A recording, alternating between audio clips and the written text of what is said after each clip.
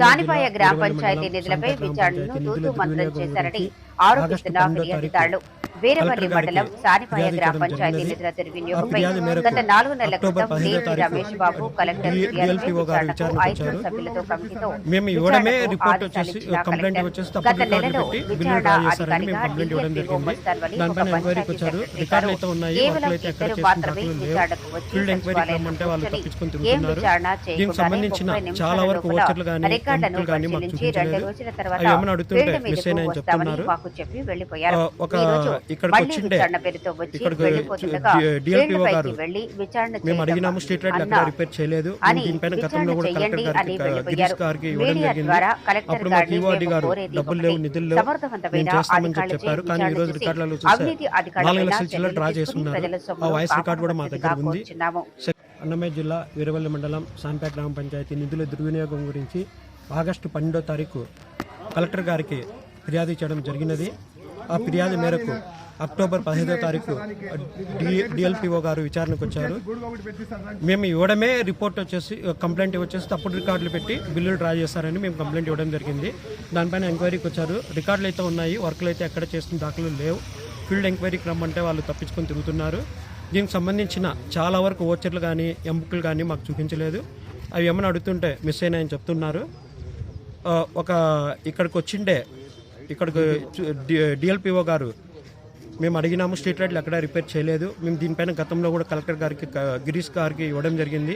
అప్పుడు మాకు ఈఓఆర్డి గారు డబ్బులు లేవు, నిధులు లేవు, మేము చేస్తామని చెప్పారు. కానీ ఈరోజు రికార్డులలో చూస్తే 4 లక్షల చిల్లర డ్రా చేస్తున్నారు. ఆ వాయిస్ రికార్డు కూడా మా దగ్గర ఉంది. సెక్రటరీ గారు కూడా మా దగ్గర నిధులు లేవని చెప్పారు. ఆ వాయిస్ రికార్డు కూడా మా దగ్గర ఉంది. ఈ నిధులు లేనప్పుడు 4 లక్షలు ఎలా డ్రా చేశారో డిఎల్పిఓ గారు సంబంధిత సెక్రటరీ గారు మాకు సమాధానం చెప్పాల్సి. ఓకే సార్, గురించి మీరు వివరణ అడిగితే ఏం చెప్తున్నారు అధికారులు? సమాచార హక్కు చట్టం ద్వారా మేము ఇన్ఫర్మేషన్ అడిగినాము. మాకైతే ఇంతవరకు ఎటువంటి ఇన్ఫర్మేషన్ అయితే లేదు. మేము సమాచార హక్కు చట్టం ద్వారా 6వ నెలలో అడిగితే ఇప్పుడు దాదాపు 11వ నెల జరుగుతుంది. గత 5 నెలల నుంచి కూడా మాకు సమాచార హక్కు చట్టం ద్వారా ఎటువంటి ఇన్ఫర్మేషన్ అయితే ఇవ్వలేదు. మేము డబ్బులు కట్టి కూడా నెల పైన అవుతుంది, కానీ ఇప్పటి వరకు కూడా ఇన్ఫర్మేషన్ అయితే ఇవ్వట్లేదు. వాళ్ళు మేము జిరాక్స్ కాపీలు ఇస్తాము, మేము సీలు సైన్ పెట్టామని తప్పించుకొని తిరుగుతున్నారు ఈఓఆర్డి గారిని చాలా తూర్లు అడిగామండి. వాళ్ళు ఇంతవరకు మాకు ఎటువంటి ఇన్ఫర్మేషన్ అయితే ఇవ్వడం లేదు. ఈ సమాచారాన్ని పై అధికారులకు తెలియజేశారా మీరు?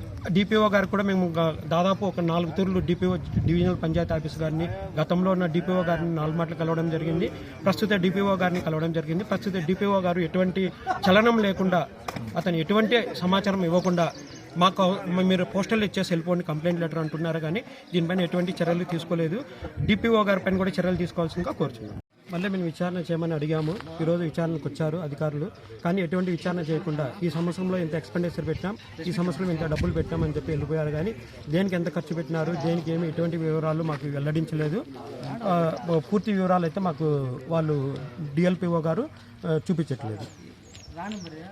దీనిపైన మీరు సమగ్ర విచారణ కావాలని కోరుతున్నాను విత్ ఫీల్డ్ ఎంక్వైరీ. మేము ఏదైనా సమాచారం అడిగితే కుక్కలు మరుగుతూ అంటే పట్టించుకోవద్దండి అని సర్పంచ్ గారు వాళ్ళకి ప్రోత్సహిస్తున్నారు.